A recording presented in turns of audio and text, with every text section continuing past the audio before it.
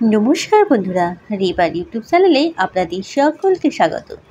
আজকে আমি আপনাদের জন্য দারুণ একটা রেসিপি নিয়ে চলে এসেছি। এই সোয়াবিনের রেসিপি। তো এই সোয়াবিনটা আমি পুরী বেড়াতে গিয়েছিলাম, ওখান থেকে নিয়ে চলে এসেছি। তো ওখানে এরকম আমি ফার্স্ট টাইম এত বড় বড় সোয়াবিন দেখলাম, আর আমার খুব পছন্দ হলো। সোয়াবিন খেতে আমি এমনিতে ভালোবাসি। তো এই সোয়াবিনটা আমি নিয়ে এসেছি। আজকে এটার রেসিপিটা আপনাদের সাথে শেয়ার করতে যাচ্ছি, দেখতে থাকুন বন্ধুরা। এইভাবে বানালে ভীষণ ভীষণ ভালো লাগবে। তাহলে আপনারা দেখতে থাকুন আমি কীভাবে বানাচ্ছি। প্রথমে অল্প একটু গরম জলে করে দিয়েছি, 2 ফোঁটা তেল দিয়ে দিলাম নুন। জলটা ফুটে উঠলে আমি সোয়াবিনগুলো দিয়ে এটাকে আমি ঢাকা দিয়ে রেখে দিলাম। দেখুন বন্ধুরা কত সুন্দর বড় বড় হয়ে গেছে। এখানে কয়েকটা আলু আমি কেটে নিয়েছি বড় বড় পিস করে।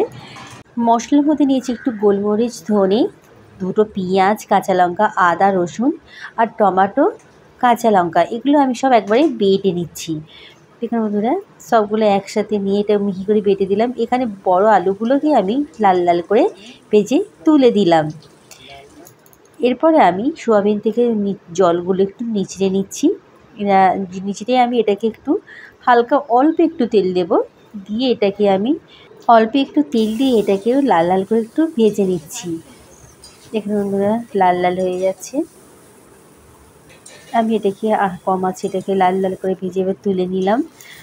এদিকে গরম করার মধ্যে রসুন, তেজপাতা, গরম মশলা ছোট ছোট করে কেটে দিয়েছি সব, দিয়ে এটাকে দিয়ে দিলাম। অল্প একটু আদা কুচি দিয়ে ভাজা করে নিলাম। দিয়ে দিলাম বাটা মশলাটা, আর দিয়ে দেবো স্বাদ অনুযায়ী নুন, হলুদ, একটু লঙ্কা, কাশ্মীরি লঙ্কা গুঁড়ো দিয়ে দিলাম। যেহেতু কাঁচা লঙ্কা দিয়েছি তাই অল্প একটু কাশ্মীরি লঙ্কা দিয়ে মশলাটাকে বেশ ভালো করে কষিয়ে নিতে হবে। তবে মশলা কষানোর সময় একটু এরকম ঢাকা দিয়ে দিয়ে কষালে বেশ চারিদিকে ছিটকায় না, আর দারুণভাবে কষানো হয়ে যায়। দেখুন কি সুন্দর কালার এসে গেছে, দারুণ হয়েছে।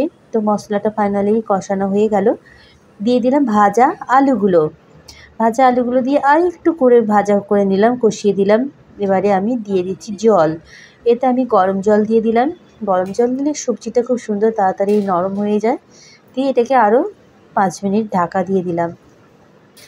এবারে আমি দিয়ে দেবো উপর থেকে ভাজা করা রাখা সোয়াবিনগুলো। রান্না প্রায় শেষের দিকে, আর বেশিক্ষণ লাগবে না, যেহেতু আলুটা সেদ্ধ হয়ে গেছে আর সোয়াবিনটা আগেই আমি ভিজিয়ে দিয়েছিলাম। তো প্রায় রান্না শেষের দিকে, আর এটাকে আমি আরও 5 মিনিট ফুটিয়ে নেব।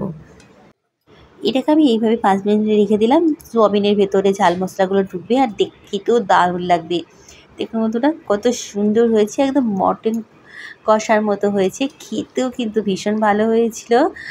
আর বন্ধুরা আপনারা যদি এইরকম সোয়াবিনের রেসিপি বানাতে চান, এইভাবে অবশ্যই বানাবেন, ভীষণ ভালো লাগবে। আর আপনারা কে কে এরকম বড় সোয়াবিন খেয়েছেন কমেন্টে অবশ্যই জানাবেন। আর আপনারা সকলেই ভালো থাকবেন, সুস্থ থাকবেন।